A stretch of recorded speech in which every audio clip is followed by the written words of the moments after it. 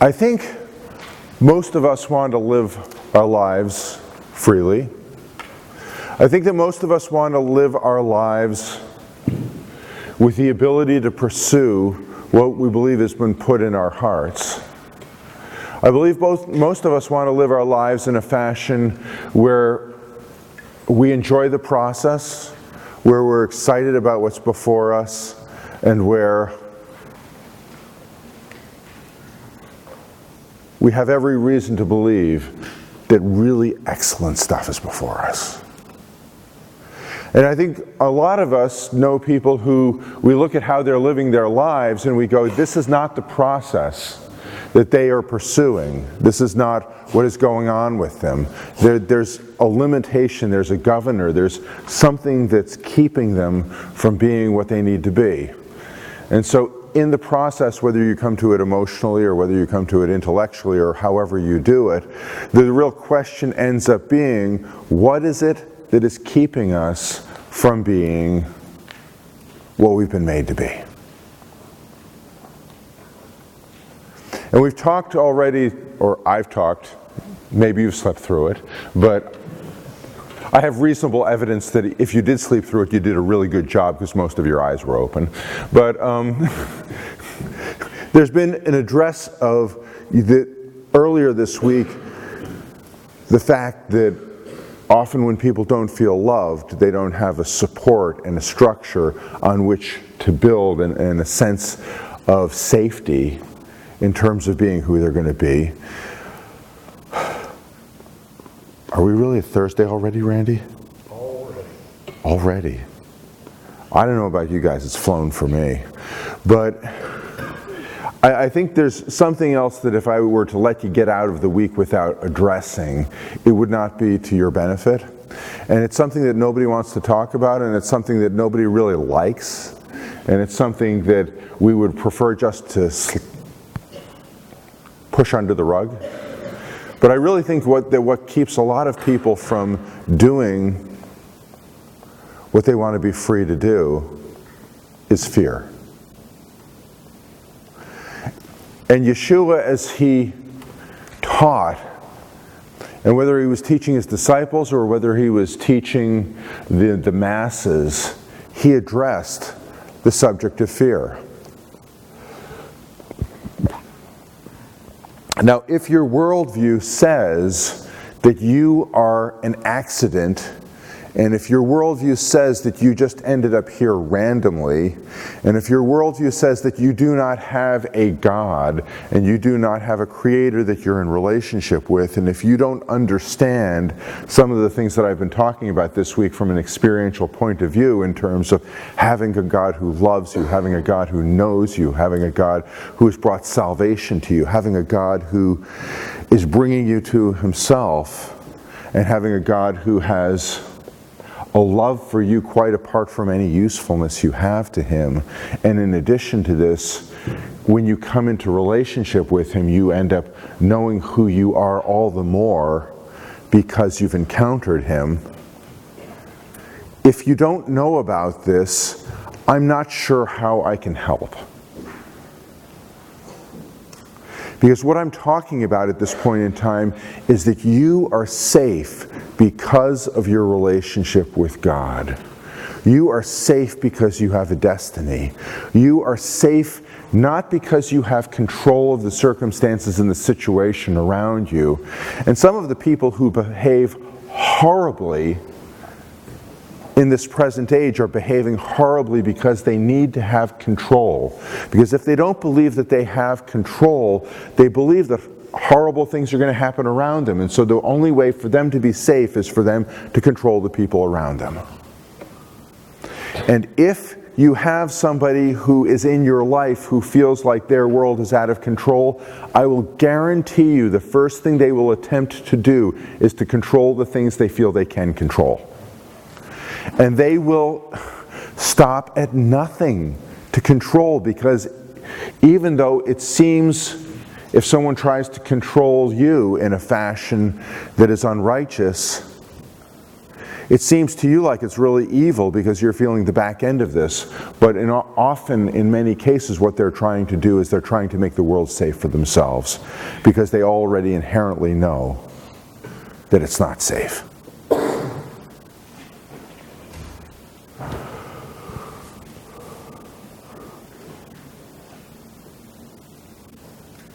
What are they responding to? They're responding to fear.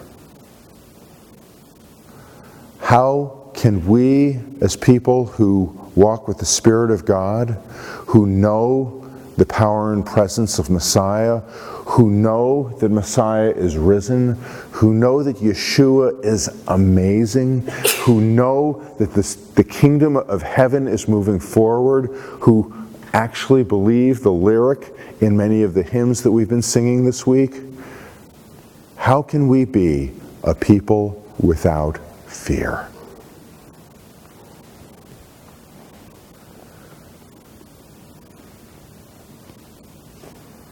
I've got a piece of scripture to read to you, but that's probably not a surprise. Behold, I am sending you out as sheep into the midst of wolves. So be wise as serpents and innocent as doves. Beware of men, for they will deliver you over to courts and flog you in their synagogues, and you will be dragged out before governors and kings for my sake, to bear witness before them and the nations. When they deliver you over, do not be anxious about how you are to speak or what you are to say, for what you are to say will be given to you in that hour. For it is not you who speak, but the Spirit of your Father speaking through you. Brother will deliver brother over to death, and the father his child, and children will rise up against parents and have them put to death, and you will be hated by all for my name's sake. This is not usually the promise that you're looking for. This is not the sort of thing that warms the heart. But there's a reason why Yeshua talks to us about this. I'll continue. But the one who endures to the end will be saved. When they persecute you in one town, flee to the next. For truly I say to you, you will not have gone through all the towns of Israel before the Son of Man comes. A disciple is not above his teacher, nor a servant above his master. It is enough for the disciple to be like his teacher and the servant to be like his master. If they've called the master of the house Beelzebub, then how much more will they malign those of his household? So have no fear of them.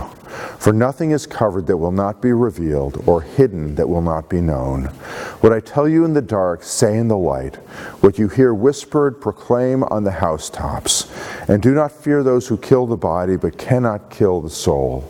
Rather fear him who can destroy both soul and body in hell. Are not 2 sparrows sold for a penny? And not one of them will fall to the ground apart from your Father. But even the hairs on your head are all numbered. Fear not, therefore, you are of more value than many sparrows. So everyone who acknowledges me before men, I will acknowledge before my Father who is in heaven. But whoever denies me before men, I will also deny before my Father who is in heaven. Do not think that I've come to bring peace to the earth. I have not come to bring peace, but a sword. I've come to set a man against his father, a daughter against her mother, and a daughter-in-law against her mother-in-law. And a person's enemies will be those of his own household. Whoever loves father or mother more than me is not worthy of me, and whoever loves son or daughter more than me is not worthy of me. And whoever does not take up the means of his own execution and follow me is not worthy of me. Whoever finds his life will lose it, and whoever loses his life for my sake will find it.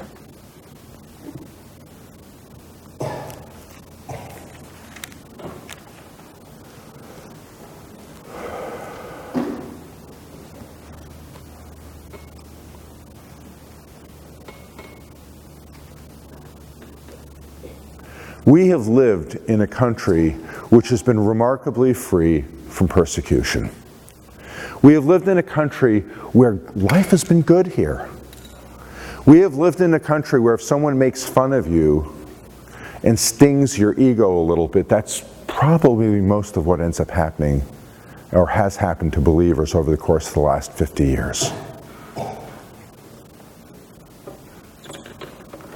With the internet, with news media, with 24-hour news channels, we're becoming more and more aware of conflicts around the world where this is not normal.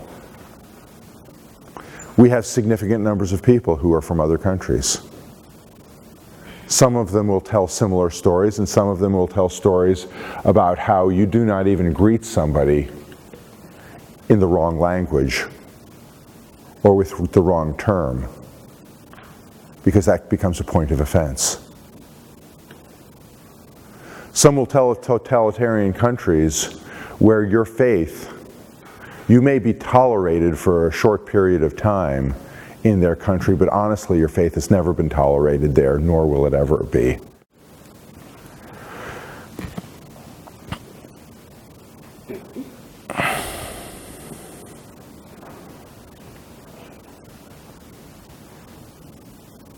You have nothing to fear.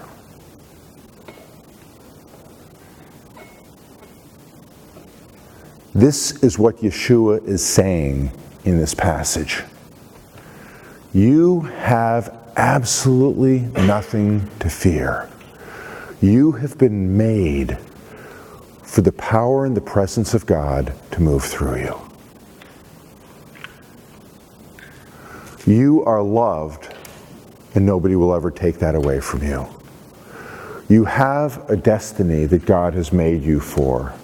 Nobody is going to take that away from you. You have the opportunity to be the person that God has made for you to be. It is going to happen. Every tool, every piece, every purpose that you need to get to who you need to be, God has given you.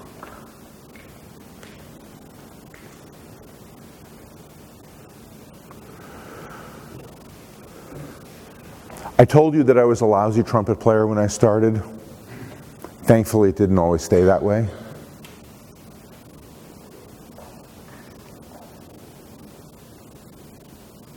In the midst of my growing through the years that many of you are going through right now,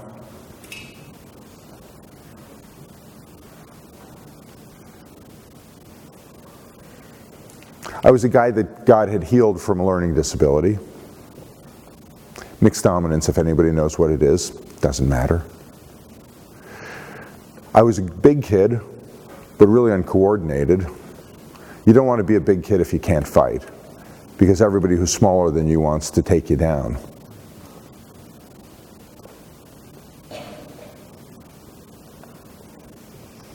I talked to somebody else here today who said, yeah, you know, I actually do way better with older people than I do with my own contemporaries. I understand that. When I was a teenager, I was doing recording as my first job from 12 to 16. And my friends were all classical musicians and jazz musicians. I know some of them will be approved of here and some of them may not be, but they were my buddies.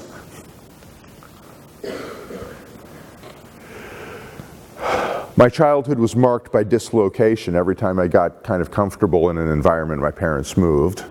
It wasn't actually my parents' fault as much as corporate America, but that's what happened.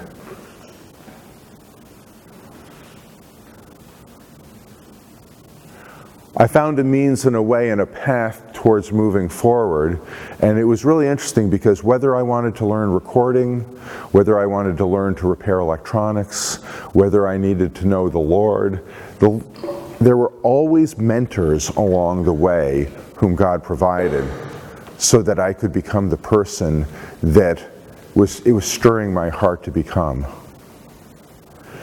Don't take for granted what God's giving you in terms of the people who are along the way. Some of these will be people who contribute to you for a season. Some of these will be people who will contribute to you for a more long-term period.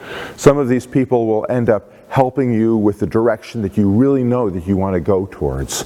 And others of these people will help you with things that you have no idea you're interested in and will end up being significant and impactful later.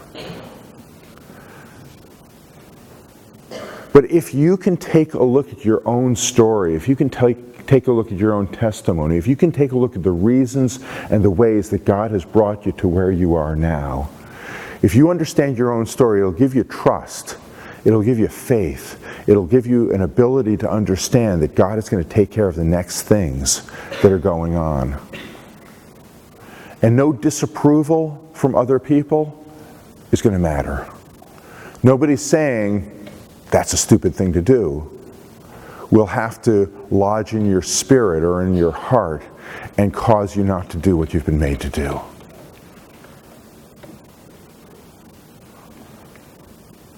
I was listening to some of the faculty, and they were talking about a student who had come here who had been working really hard, and then the student had come back a year later and the student was playing spectacularly. There is a sense of when you put your heart to something, there is an ability for you not to be constrained by your current limitations. You don't need to be afraid. And those around you are waiting for you to come out and for you to be what is worth giving your life for.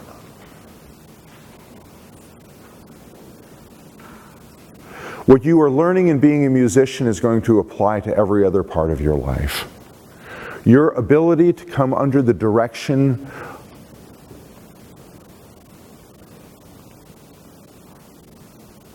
of a conductor of an orchestra, of a conductor of a band, of the leader of a handbell choir. Your ability to come under the direction of a personal one-on-one mentor who takes what is already good in many cases and makes it excellent. They have a special technical term for it. It's called learning. And if you learn how to learn, you can use this everywhere. You do not need to be afraid of what the future holds, because you as believers in Messiah have the Spirit of God, and the fear that may grip the society around you does not apply to you. One of the things you need to understand is that in the telling of the Passover story, when God constituted the people of God as a nation, when He took a tribe that had turned into slaves and He made them into a nation, He brought judgment upon the society that was against them and that was enslaving them.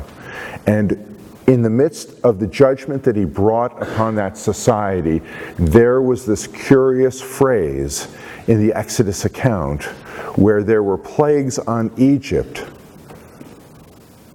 but it was different in Goshen. Because Goshen is where the people of God lived. And you may end up finding that as things open up, your trust in God and your ability to be close to God and your seeking God is going to cause the way the Spirit of God deals with His people to be very different than what goes on around you. So you may think that you're a citizen of a specific country and that whatever happens to that country is going to happen to you. And you are the salt and you are the light and you are those who have redeeming impact on the society around you. But do not fear the days that you live in. Take them as an opportunity to do what God has called you to do. Take this as an opportunity to be the people who are the salt and light for the society around you. You're going to look a lot different than other people in the society. If they're all terrified and you're not afraid, you know what? This is an amazing thing.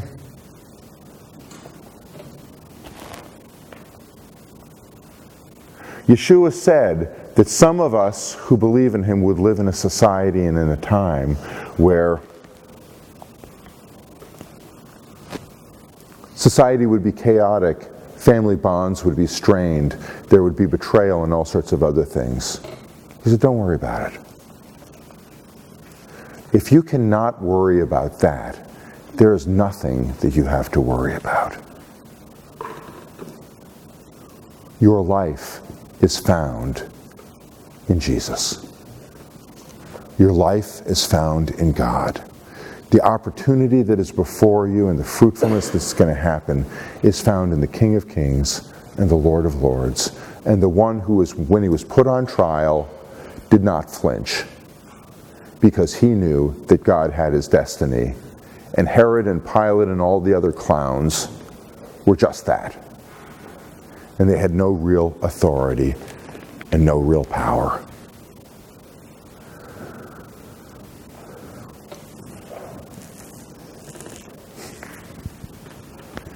Now, I know what you're thinking at this point in time.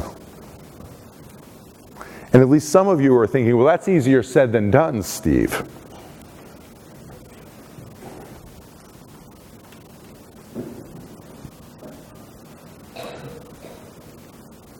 That's okay. A lot of the music that you guys took a look at the beginning of the week, you guys are starting to play it now. It's coming together. By Saturday, it's going to be spectacular. A lot of you are being stretched musically in ways that you don't get stretched at home. That's okay. So forgive me as the chaplain for this week if I suggest to you you can be stretched equally spiritually as you can be musically. And that the benefit of your being stretched musically, you're going to go back home, and when you end up going back home, a lot of the things that used to be challenging for you are going to just be, it's okay. I can do this.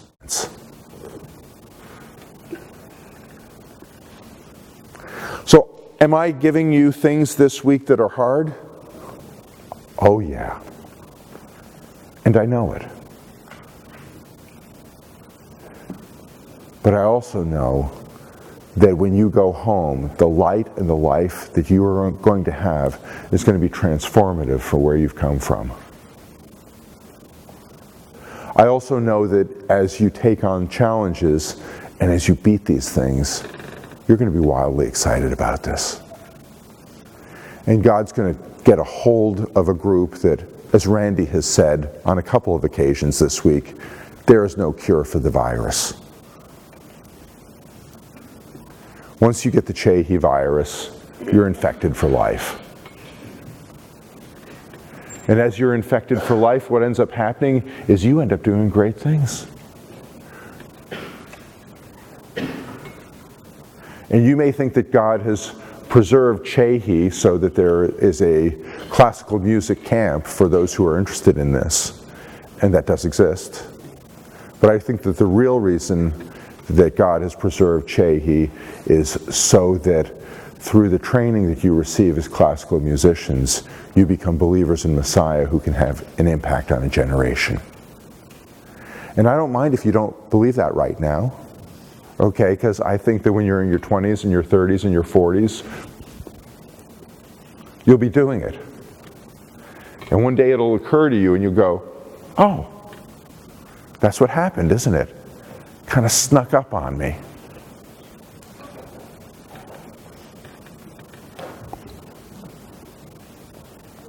And mind you, I don't mind having year after year after year of extraordinary classical musicians released on the world. I think it makes it a better place. So play well, love well, care well, and in a fearless fashion, take on the challenges that God's made you for. Amen?